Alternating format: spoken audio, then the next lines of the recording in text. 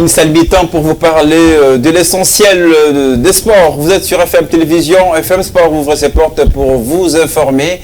45 minutes, le plus les temps additionnels. C'est la rubrique qui va sans doute sanctionner cette émission. Je vais d'abord recevoir nos invités, les habitués avec les retours de Enoch Ngo avec nous. Bonsoir et bienvenue. Bonsoir Lionel, et merci de m'avoir invité. Un retour de FM Sport pour la nouvelle saison, depuis qu'on a démarré. Ah oui, exactement, depuis qu'on a démarré et je suis très fier. J'étais toujours fier de vos invitations et voilà. Bonsoir aussi à chers téléspectateurs et surtout à ceux-là qui sont les amoureux de FM Sport et sans oublier à mon co-débatteur qui est en face de moi. Tout à fait, je vais vous le présenter tout de suite puisque lui également a pris l'habitude et le goût de passer par ici.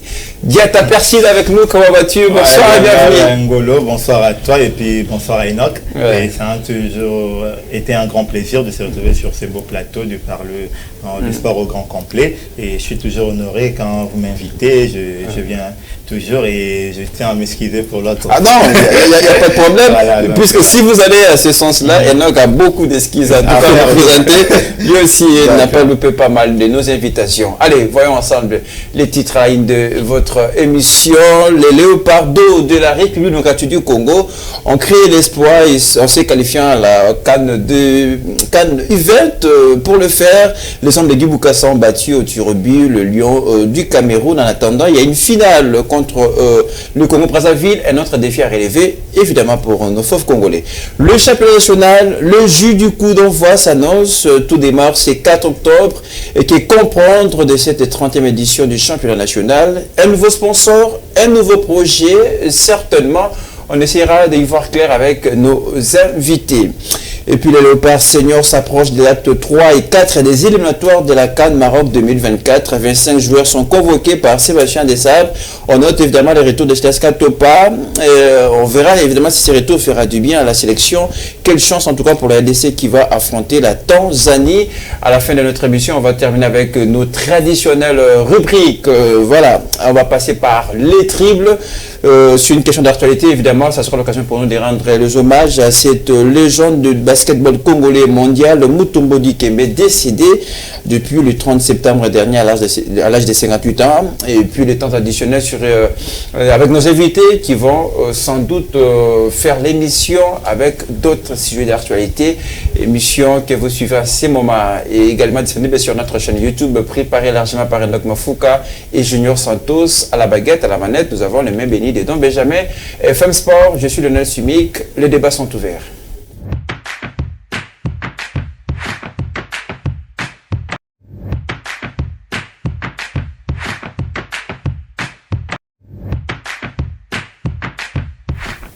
Plus de 11 ans après, les Léopards d'eau de la République démocratique du Congo retrouvent les chemins de la Coupe d'Afrique des Nations U20.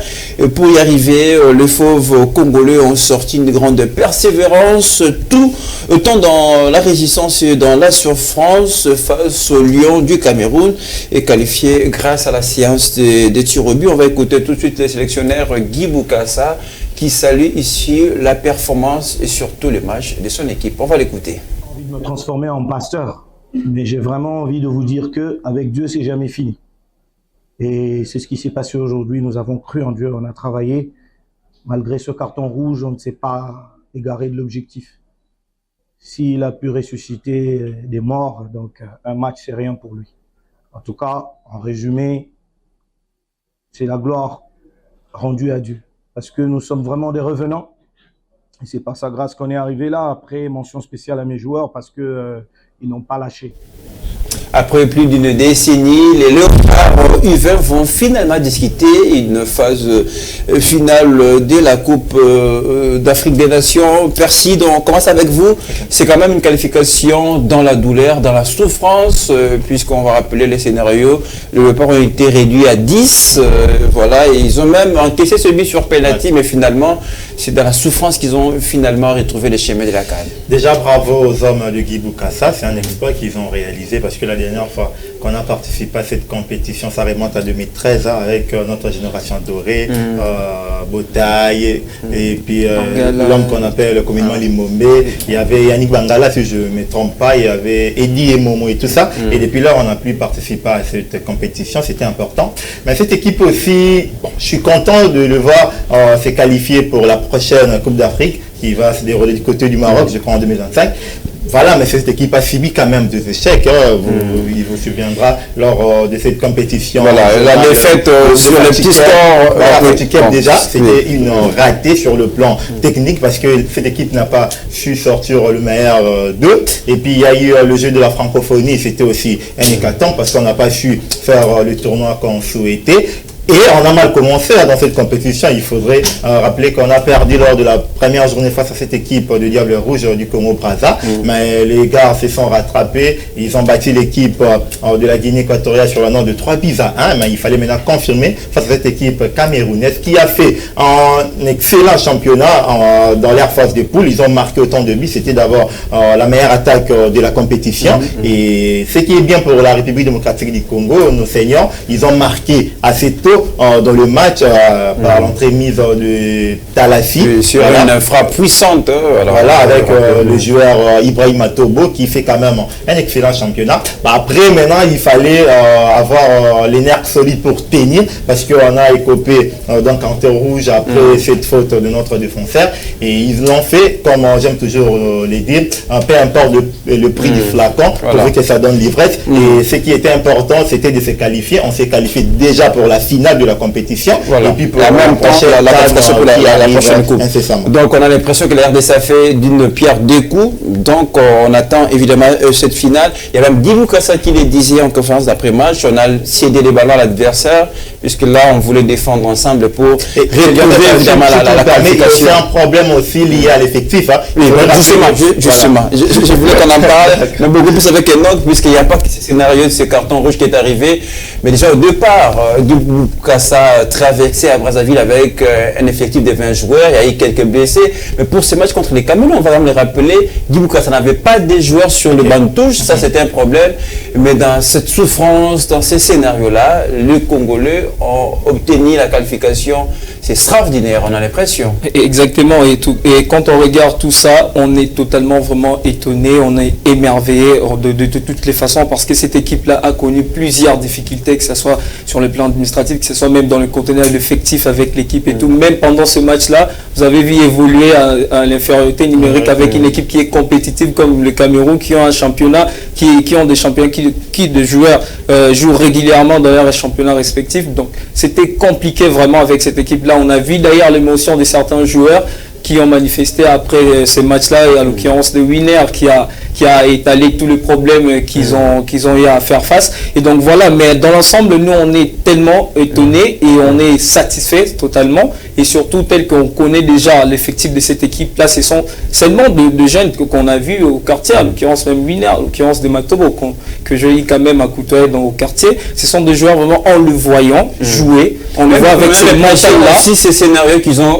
connus en pleine compétition a forgé un petit peu en quelque sorte cette équipe de la RDC. Exactement, parce qu'il faut féliciter d'abord Guy Bukasa parce que le discours qu'il a essayé de mettre en place dans cet effectif-là, ça a su galvaniser le joueur. Et d'ailleurs, ils étaient d'ailleurs, quand on voyait pendant les séances des Tirobi, quelle lecture il a fait sortir, sortir le gardien, il a remonté notre gardien. Bon. Voilà, c'est quelqu'un qui maîtrise bien son il a même justifié il a eu un mot à dire et ces joueurs étaient galvanisés. On les sentait d'ailleurs pendant les séances de tir au but, tout le monde était galvanisé, tout le monde voulait de cette qualification. Il a parlé de l'importance vraiment de cette motivation puisque ça fait déjà belle lurette qu'on n'était pas qualifié. Et là on est qualifié et surtout moi je retiens plus les collectifs, je retiens plus l'organisation mise en place par Bukasa parce que ça n'a pas commencé là, ça a commencé depuis. Cette équipe enchaînée à chaque trêve, cette équipe Mais déjà, Guy Boucassa l'a rappelé, à prendre le risque d'aller faire des matchs amicaux contre les Maroc. Exactement. Ce n'est pas n'importe qui peut accepter.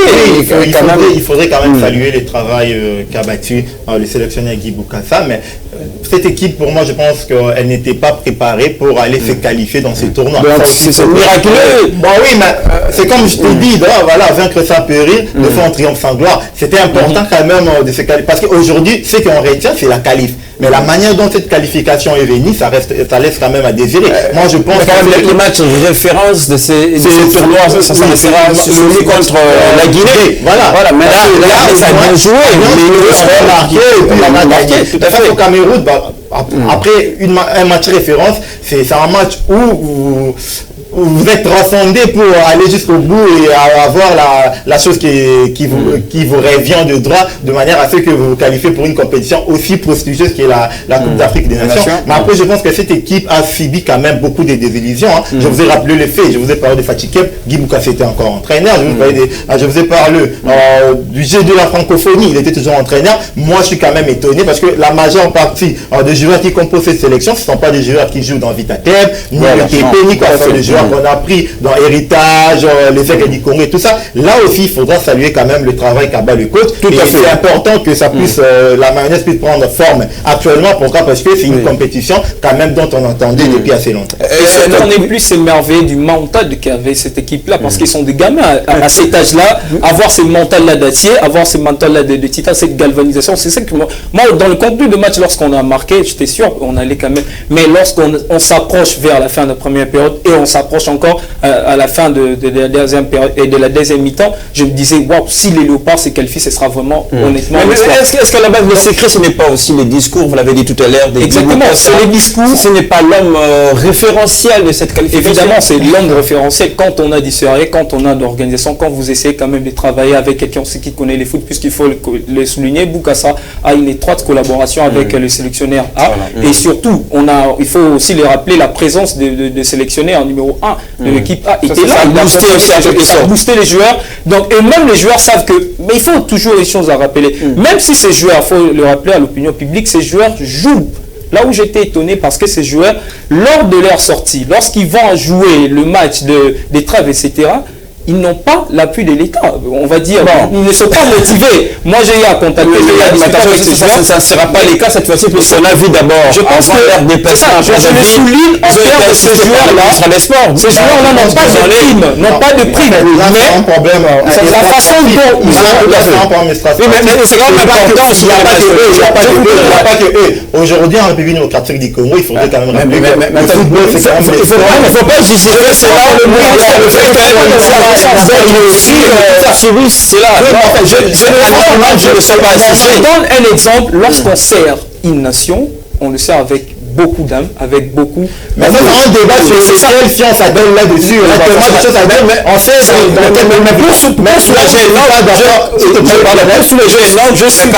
cette année, on a vu l'effort déployé par le ministère des Sports, voilà, qui a assisté quand même ces joueurs avant leur déplacement. Ça promet quand même, ça va venir.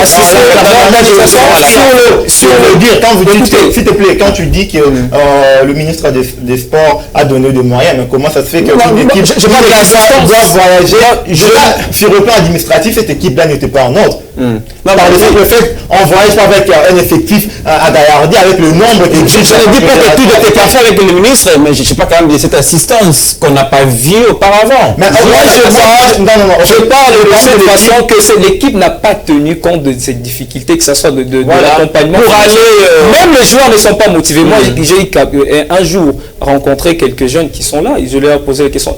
Quand vous partez dans des trêves comme ça, vous partez, est-ce qu'on vous donne quelque chose? Les joueurs, et même l'ont dit, on ne gagne rien, mais sauf qu'il y a de l'organisation, on nous paye les billets, mais en termes de primes, ces joueurs ne gagnent pas. Mais le voir jouer ces matchs-là, tenir avec cette organisation, avec ses amours de servir la nation, cette envie de se qualifier à la taille, c'est exceptionnel. Le ministère doit tenir compte, et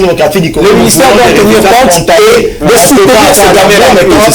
Il y a une chose aussi qu'on doit retenir, c'est que cette équipe, moi je suis rassuré parce qu'il y aura de l'avenir. Après, on aura des jeunes Matobo, on aura des jeunes on aura des jeunes. Et très mais toujours, il faut garder toujours cette communication avec les A, garder toujours avec les catégories. Avec vous. Et voilà. Seul le talent ne suffit pas, il faut que cela s'accompagne dès l'encadrement. Maintenant, c'est un mot aussi à lancer pour ceux-là qui disent, voilà, on ne reçoit pas de primes, bien que le prime contribue, mais il faut servir la nation. Ces gamins nous merci. Alors, on va écouter rapidement encore Guy Bokassa qui retrace évidemment les parcours de son équipe, mais surtout son discours sur ces jeunes. Et si vous ratez l'occasion de jouer cette Coupe d'Afrique des Nations à 20 ans, vous ne le jouerez plus jamais. Je crois que c'était ça le message qui a boosté ces jeunes pour aller arracher jusqu'à la séance de tir au but cette qualification. Guy Bokassa au micro de Benjamin Makolo. C'est plus de 12 ans que la RDC n'a plus participé à une CAN des jeunes. On s'était assigné comme objectif de retourner la RDC à ce niveau-là. Dieu merci, nous y sommes.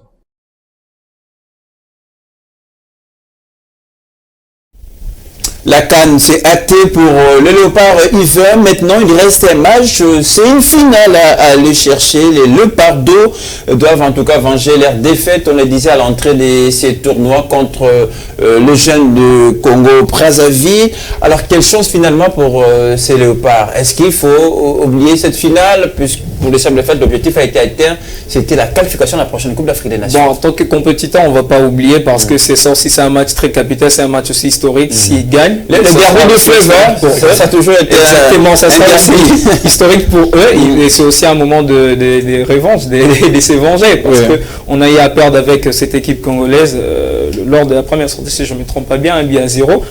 Il y avait toujours ces problèmes-là administratifs, il y avait toujours là ces problèmes avec l'effectif. Mais je pense qu'il faut oublier, tant que compétiteur, il faut oublier. Mais dans l'ensemble, bien que cette équipe, si cette équipe même rate, échoue dans cette finale-là, je pense qu'on ne sera pas du tout sévère, on va tenir compte vraiment de leur performance parce qu'ils ont montré un mental d'acier, un mental vraiment, je ne sais pas, je suis ébloui, je suis totalement émerveillé de leur prestation pendant cette vu au contenu, vu de difficultés qu'ils ont eu à rencontrer. En tout cas, ça a félicité. Qu'est-ce qu'il faut à ces jeunes pour aller chercher cette coupe? Après, moi, je pense que gagner cette coupe, ça sera juste un peu ajouter le cerise sur les gâteaux. Parce que l'objectif était déjà de se qualifier pour la prochaine CAN. C'est quand même quelque chose de primordial. C'est ce qui compte au-delà de tout. Mais en tant que des compétiteurs, je pense qu'il faudra gagner cette équipe. Pour terminer de plus belle manière, en beauté surtout, ça va compter. Et je pense qu'ils ont les talents et puis le mental pour le faire. Quitte au coach de les mettre dans les dispositions qu'il faut et de savoir qu'on peut toujours battre cette équipe brazzavilloise en termes de palmarès. Tout ça compte énormément. Et voilà, ça sera une très bonne chose pour Edawa personnellement et puis pour toute la nation congolaise. Voilà, il y a nos yeux braqués déjà pour ces matchs qui arrivent très tôt. Ça sera déjà demain jeudi, je crois, déjà demain jeudi pour cette finale qui va opposer le deux Congo. C'est le derby du fleuve dans une finale. Allez, bonne chance à nous, le jeune Léopard.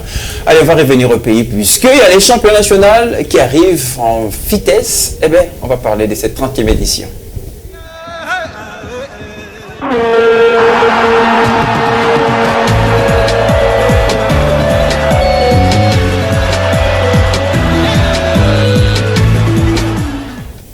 Le jeudi démarrage, c'est bien pour ce vendredi 4 octobre, lancement des hostilités de la 30e édition du championnat national avec plusieurs matchs au programme de cette reprise. Avant évidemment de faire un focus sur ces matchs qui vont lancer en tout cas ce championnat national, venons-en rapidement sur des changements. Et rapidement, qu'est-ce qui a potentiellement changé ce championnat national, la nouvelle édition qui débute déjà C4?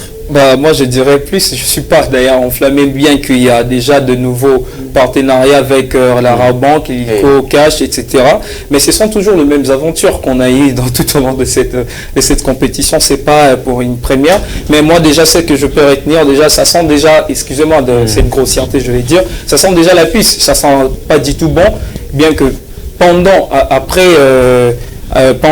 de la dernière conférence de presse qui a eu lieu entre le président de la Linafoot, la FECOFA, et le sponsor. Il avait déjà souligné qu'il y aura déjà le calendrier qui sera connu le 12 le plus tard, le 12 septembre, et on aura déjà débuté les championnats entre le 27, le 28 et le 29 Mais là, maintenant, est-ce que nous avons connu hier encore on a déjà la nouvelle date. On a déjà la nouvelle date, mais selon le contenu, selon ce qu'il nous avait dit déjà, on s'attendait déjà à voir déjà les championnats débuter au mois de septembre. On est d'ailleurs en retard.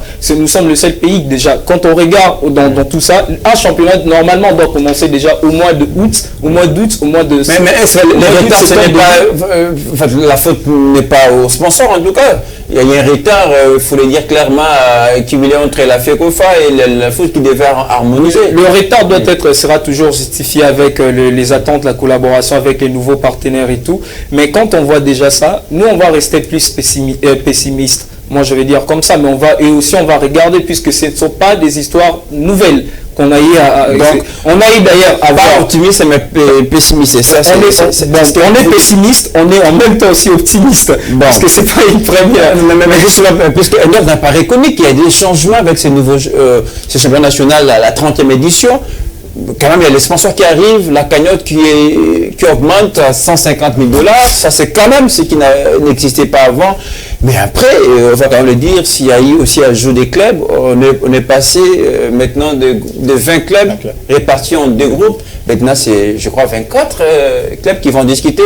Est-ce qu'on ne peut pas prendre ça aussi comme des changements positifs pour ce championnat national?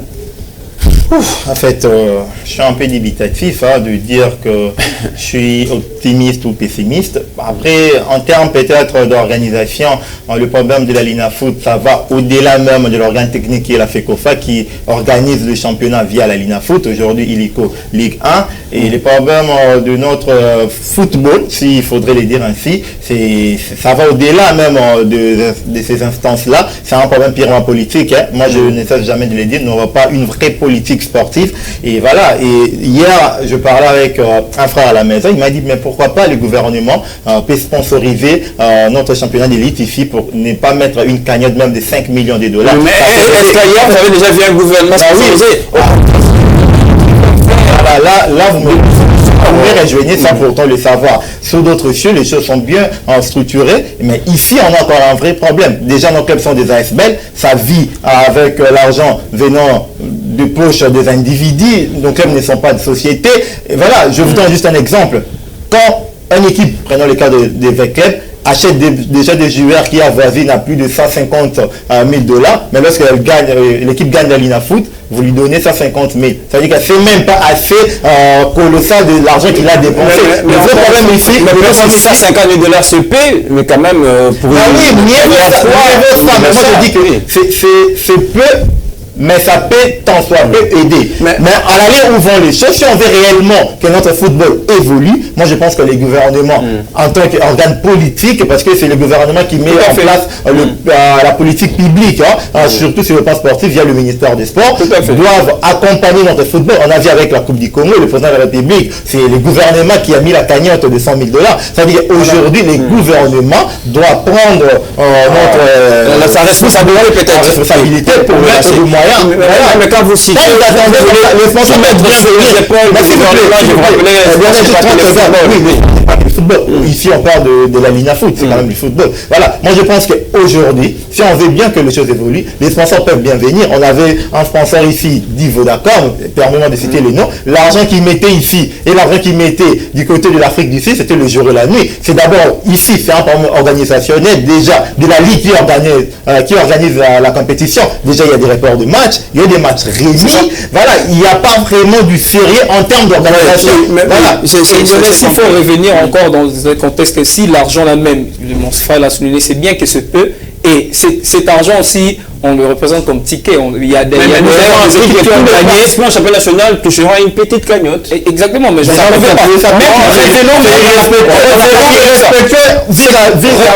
vis-à-vis de ces clubs-là. Attention, le gagnant ne donne pas la même cagnotte que le perdant. S'il vous plaît, juste à titre. Mettons-nous d'accord sur un fait. Je dis c'est il y a un mec qui a la parole, je vous rappelle. Ce qu'il dit, c'est très important parce que même quand on regarde ces cagnottes, révélons même aux 100 000 $, dollars qu'il recevait avant. Il y a eu d'autres équipes qui ont gagné ces championnats, mais est-ce qu'ils ont touché cet argent? Ils ont du mal d'ailleurs à toucher cet argent. Même Daring Motema qui avait joué la Coupe du Congo, et à un moment il avait gagné. Sans faire la défense des sponsors. Le sponsor a un objectif aussi. Il faut comprendre dans ces partenariats, c'est du gagnant-gagnant. Il a foutu gagner et le sponsor aussi doit gagner. Et le sponsor continuera simplement si l'INAFOOT a une bonne organisation, s'il assure sur le côté technique, le côté de renom de ces championnats, ça permettra aussi aux sponsors d'exister. Si le sponsor constate que le match sont reportés, le match à chaque temps, ça s'organise pas. Est-ce que la bonne organisation de ce championnat? La clé, il ne faut pas être enflammé par tous ces changements parce que rien n'a été nouveau. Nous avons il y avait des sponsors avant Illico qui sont même plus que Illico, qui ont existé dans ce pays pendant plusieurs années et qui ont financé qui ont soutenu ces championnats, mais il n'y a rien de grave. Mais le problème, c'est que l'on veut qu'il y ait une organisation au sein de la LINAFOOT. La seule chose, bien tout ça, c'est un changement. La seule chose, ce sera simplement d'organiser ces championnats, que ça soit que le match, qu'on respecte le calendrier. Merci. Moi, j'aimerais simplement dire ici, aujourd'hui, le problème de notre football, ça va au-delà de la LINAFOOT, ça va au-delà des sponsors et tout. Voilà, je te donne juste un cas. Aujourd'hui, si les équipes veulent se déplacer, ils n'envoient pas d'avion. Là, c'est le pays qui doit organiser cela. Sous d'autres cieux, les clubs bénéficient au moins des subventions venant de l'État. Parce qu'il ne faudrait pas oublier, aujourd'hui, le football, c'est aussi un moyen. Est-ce que ce changement de format ne va pas soulager à ces problèmes de voyage? C'est pas pour... Voilà, on a déjà vu autant. Aujourd'hui, les problèmes du football ne résident pas sur le plan du format. Je te donne juste un cas. Aujourd'hui, le PESCIN, c'est le championnat le plus vieux de la République démocratique du Congo. Aujourd'hui, c'est à peine qu'aujourd'hui, le PESCIN va être diffusé, le match des PESCIN sont diffusés dans une chaîne de la place. Mais est-ce qu'en termes de à l'époque, voilà. Oui, mais je veux dire, mon frère, aujourd'hui, les matchs de la LINAFOOT appellent encore beaucoup de gens au stade. Là, c'est déjà un problème. Et là, pourquoi les gens ne viennent plus au stade? Déjà, il y a de l'insécurité, il y a le problème lié au coulonné et tout ça. Ça, c'est pas la LINAFOOT de jouer ces rôles-là. C'est à l'État congolais d'aménager les climats. C'est bien compris. Mais parmi aussi, on va sur le fait que la LINAFOOT organise mal son championnat, mais il faudrait aussi tenir compte que la LINAFOOT, c'est une organe qui fait tout en absolument. Mais d'ailleurs, parmi les innovations, vous voulez quand même parler, et ces nouveaux sponsors qui apportent ces initiatives à ces championnats, il y aura l'achat des billets. Là, c'est encore du n'importe quoi. Aujourd'hui, il faudrait comprendre une chose. La plupart des Congolais, donc pour la plupart qui vont au stade, n'utilisent pas ce genre de format de choses. Encore que c'est bien de ne pas vendre le billet le jour de match. Là, je peux bien comprendre. Ça veut dire que ça permet au moins aux sponsors de savoir comment est-ce qu'on a vendu des billets. Si ça on peut le faire. Ici, c'est possible. Ici, on est en République démocratique du Congo. Il ne faut pas ailleurs, les choses sont bien organisées, mon frère. Aujourd'hui, je t'ai dit, si on mettait... Déjà, c'est qui ces personnes-là qui vont au stade pour suivre le match de nos clubs respectifs, les clubs des SMP? La plupart des personnes ne savent même pas comment acheter un billet via le téléphone mobile. Il faudrait les appeler. On fera ce travail-là. Je pense que s'il faut maintenir ces partenariats, je pense qu'on doit se baser plus sur le plan sécurité. On doit mettre un plan pour la sécurité. Puisque je sais ça qu'il a dit. Si à la sécurité, vous verrez des personnes comme nous, même, vous savez-vous très bien que l'année dernière, les journalistes et nous, les hommes de presse, nous avons été attaqués pendant le match. Après le match, nous avons été attaqués. Si la LINAFOOT, si l'État accompagne ces championnats-là sur le plan sécuritaire, ça motivera d'autres personnes de venir au stade. La plupart de ceux-là qui viennent, qui s'habituent à la sécurité, ce sont plus les voyous, les bandits, ce sont ceux-là qui vendent du chanvre au stade. Tous ces gens-là vont aller gagner de manière numérique. Aujourd'hui, Illico Plus va gagner Illico, pardon, aujourd'hui, le problème de la LINAFOOT, c'est pas le fait que les billets sont vendus sur place au stade. Non, il faudrait faire des bons examens ou des trucs pareils pour trouver des remèdes qu'il faut. Aujourd'hui, le problème de notre football ne réside pas sur le simple fait que les billets se faisaient vendre le jour du match au stade. Non, là, c'est ajouter encore un problème sur un autre problème. Aujourd'hui, si les gens on ne vend plus au stade. Moi, personnellement, bien que je suis un journaliste sportif, je m'accorde, j'ai tout ce qu'il faut pour aller au stade, mais je te dis, c'est lié à la sécurité. Là, c'est pas un travail, c'est ça qui doit être. Mais on se rend la voiture de ces gens qui déçoivent. Disons-les. Mais là, c'est le SMP peuvent vous proposer un gros spectacle. Non, mais les constants, avec un match vainqueur à TT Sport. Moi. Aujourd'hui, on dirait que je pas de grand, je vais dire, il y avait un match de Red Bull face à l'équipe brestoise, bien que c'était 0 contre 4, mais c'était pas aussi fameux. Mais il y avait du monde. Je parle des grands clubs qui nous ont émerveillé une certaine période. Quand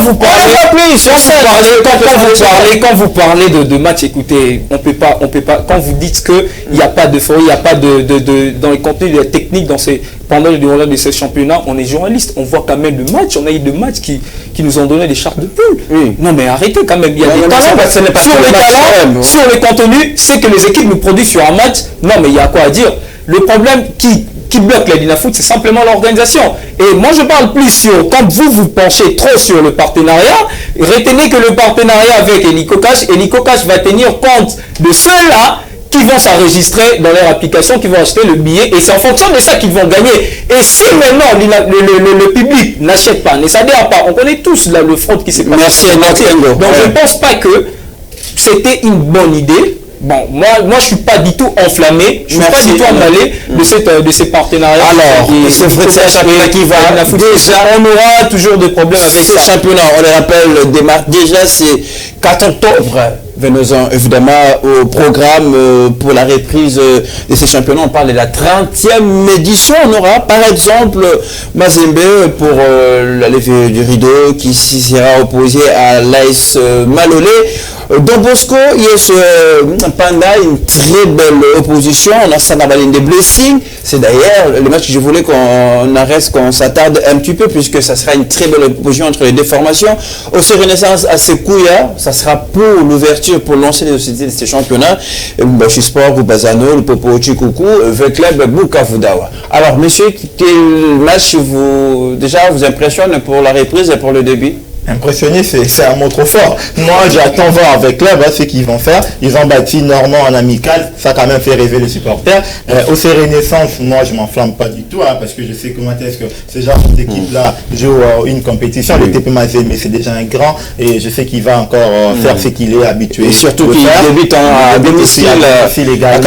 Après, Sanabalende, voilà, ni Bangelou, ni Bansantou, ils ont changé quand même l'entraîneur. Je vais voir ce que ça va donner. Les centres du pop également parce que avec et Mayel, le belge, et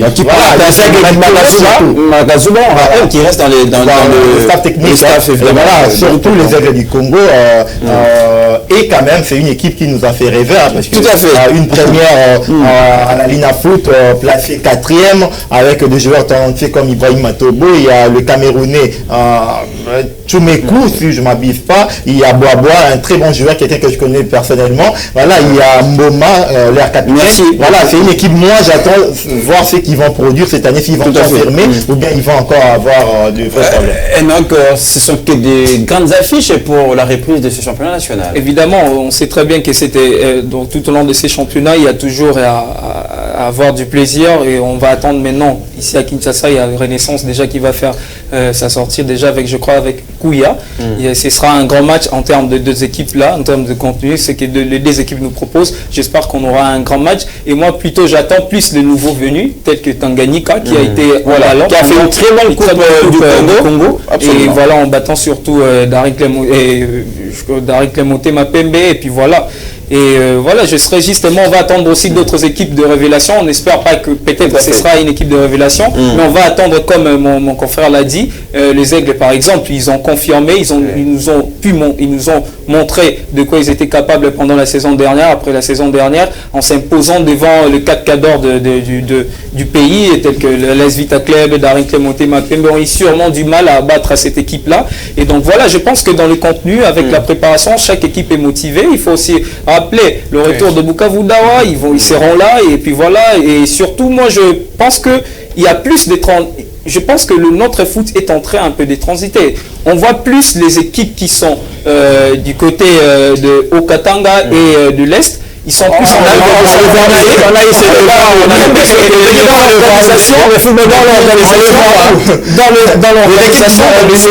du Qatar, on les voit dans les séries, dans l'organisation, c'est déjà un grand depuis longtemps. Les centres le propos. Mais maintenant, on sent l'équipe de Maniema s'impose. Oui, Maniema s'impose. Nous avons vu Tanganyika venir, c'est pendant la Coupe du Congo. Des gens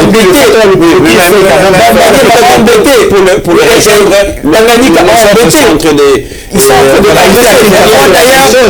Kouya et ses renaissances. Ça, je n'en parle pas. Ça peut-être. Je sais qu'elle n'était pas trop fan du club de Kin.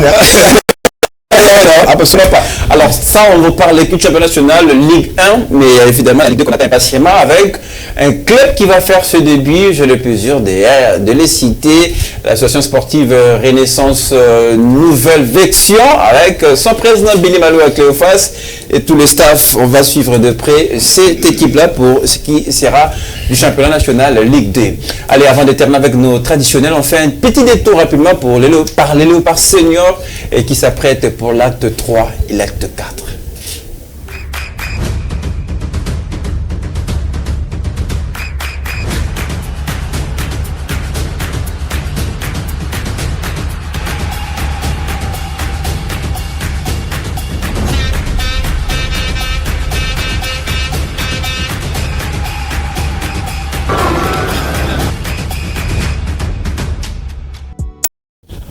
Début de rassemblement dès la prochaine semaine. Je voulais parler de la saison.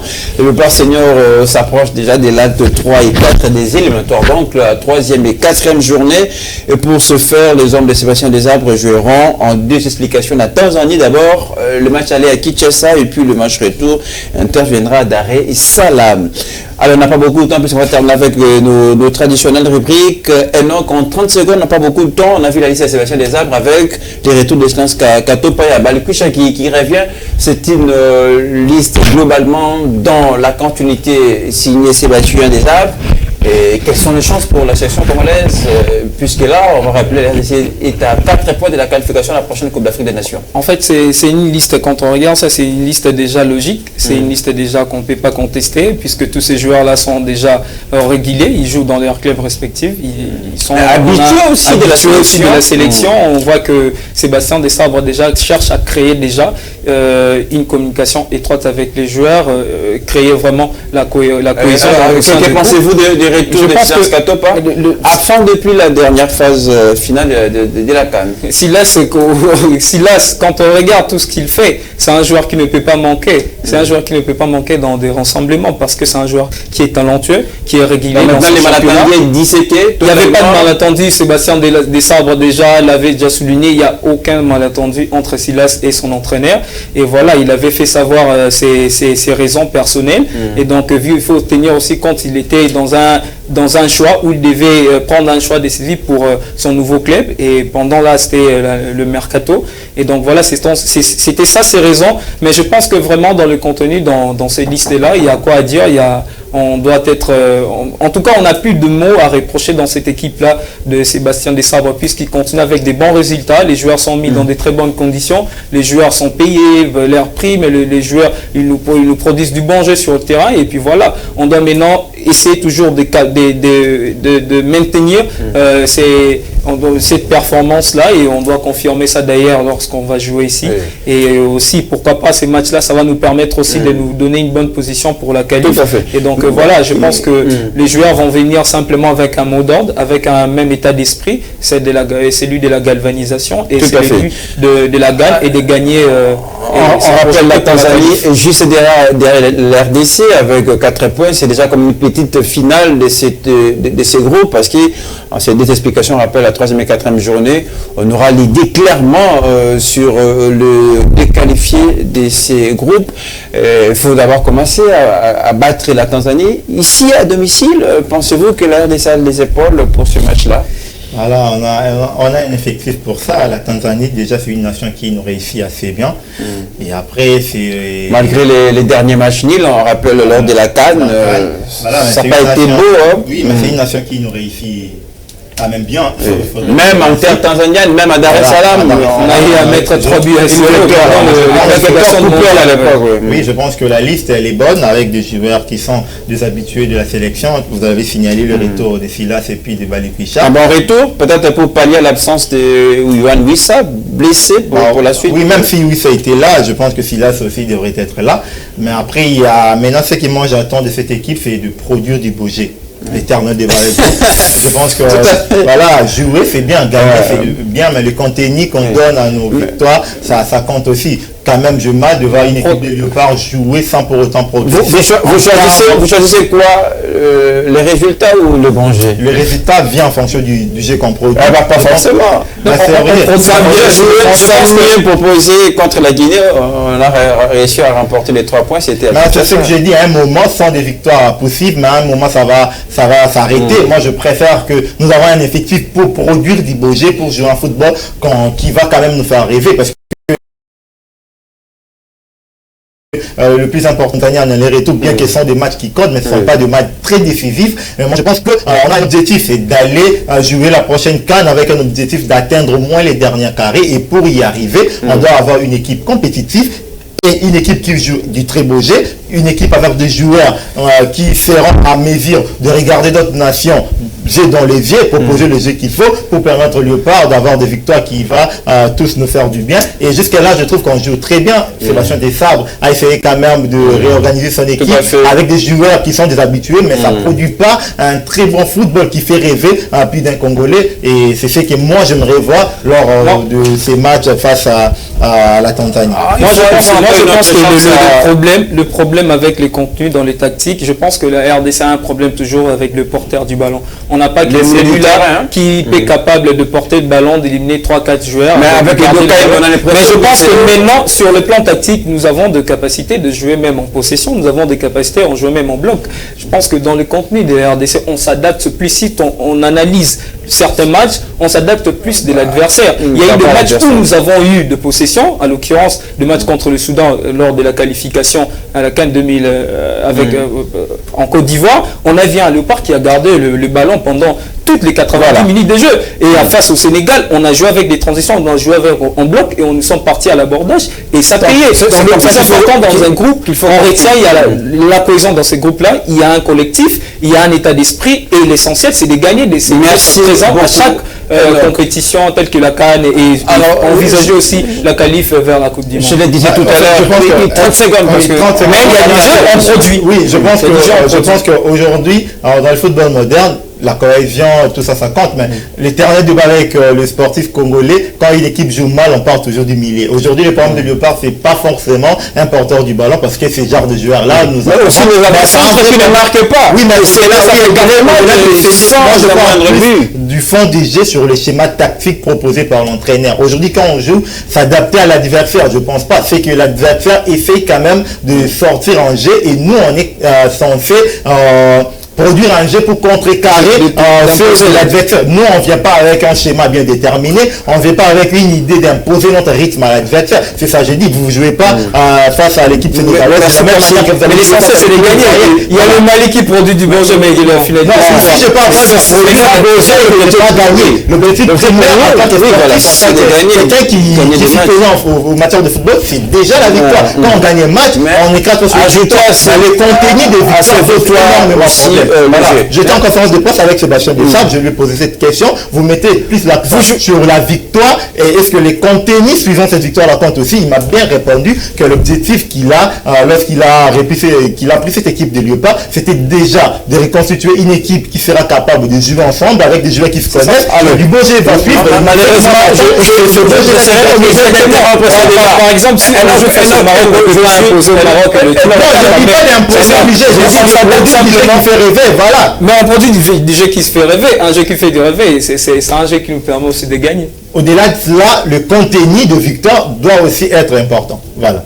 Allez, c'est tout ce qu'on peut dire concernant cette sélection congolaise. On rappelle, les renseignements débuteront évidemment la semaine prochaine. Alors, dirigeons-nous vers nos traditionnelles rubriques. Allez, on va spécialement commencer avec les triples.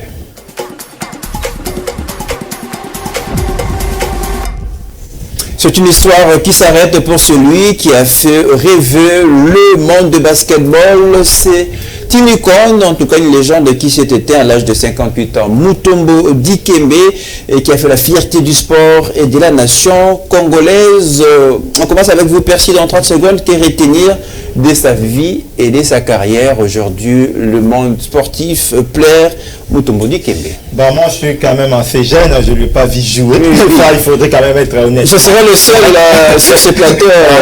Honnêtement correct, mais après, quand je suivi des documentaires et j'ai attendu ça et là, il a quand même été plébiscité à 4 reprises comme le meilleur défenseur de la NBA, la Ligue du Nord-américaine, quelque chose comme ça. Et voilà, on dit que c'est les seuls joueurs dont Jordan n'a pas su battre. Et c'est déjà quelqu'un de très géant dans ces sports-là. Mais le seul bémol que je me dis, peut-être il n'a pas assez investi ici en République démocratique du Congo en termes peut-être de son expérience, de ce qu'il pouvait créer un centre d'information, quelque chose comme ça, voilà, pour pérenniser ce qu'il a pu avoir comme vécu déjà dans sa carrière à lui. Mais après, côté humanitaire, c'est aussi tout à fait très dans ses côtés caricaturales. Vous avez raison de le dire parce que Mitu Primé, on va l'appeler de ses performances sportives avec le INB, mais aussi pour son engagement humanitaire. Voilà, il y a même un hôpital qui porte les noms de son nom. Voilà, je pense que sur ces points-là, il a quand même contribué, mais sur le point peut-être de pérenniser le basketball pour nous donner quand même son vécu personnel à lui à travers la jeune génération qui va monter. Ça, je pense qu'il n'a pas vraiment réussi, mais encore que j'ai attendu dire qu'il voulait investir ici, mais on lui a tapé énormément. Tout à fait, il y a des blocages. Voilà, il a même ce genre de choses. Chez le Rwanda voisin, là, c'est quand même... Ça allait permettre aussi à un de passer moi évidemment sur cette légende. Je rappelle le pivot des très grandes tailles. Je rappelle 2 mètres. 2,18 mètres. Voilà. Il avait été 8 fois All-Star dans les années 90, 2000 et les 4 fois défenseur de l'année, faisant aussi 3 fois meilleur contreur, vous l'avez dit, 2 fois meilleur rebondeur. Comment regretter Mutombo Dikembe? Bon, tout ça, ces statistiques, ce sont des histoires. Moi, je ne l'ai pas vu jouer comme mon confrère. Mais l'héritage est quand même palpable. C'est quelqu'un déjà historique. C'est quelqu'un qui a apporté beaucoup plus sur le pays. Dans le pays, notamment sur le plan humanitaire, où il a essayé aussi, il aurait voulu mettre en place des centres de formation pour essayer de donner l'espoir aux jeunes basketteurs, mais hélas, ça ne s'est pas réalisé. On retient plus de positif pour cet homme-là, dans le côté humanitaire où nous avons vécu, où nous avons vu, mais dans son parcours, on a eu quand même à regarder de vidéos, on a eu quand même à regarder ses performances. En tout cas, vraiment, c'était quelqu'un qui était vraiment talentueux, il a défendu, il a fait l'honneur de notre pays. Énorme perte en tout cas. Je pense que c'est vraiment une icône qui part. Voilà, et on aura toujours l'occasion, les hommages vont se poursuivre et évidemment, ne manquera pas de les relayer à travers votre émission FM Sport. Allez, dans les minutes qui nous restent, passons rapidement au temps additionnel. C'est à nos invités de faire l'émission.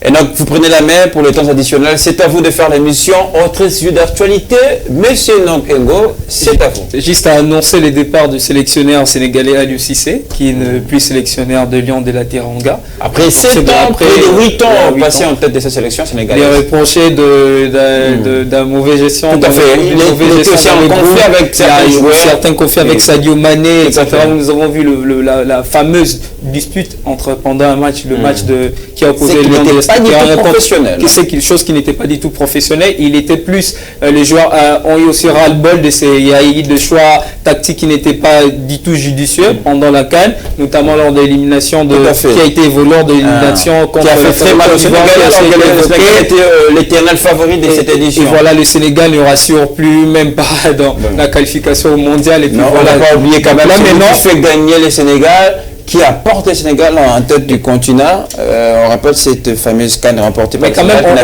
quand même, on retient quand même de bonnes choses positives pour cet homme-là. Voilà. C'est lui qui a donné la coupe de la CAN pour le Sénégal. Il a une qualification à la Coupe du Monde, avec un parcours, le Sénégal qui sort de la phase des groupes. Merci à Enoch Ngo pour ce précieux temps additionnel. Ça sera à vous, Père Sidiette.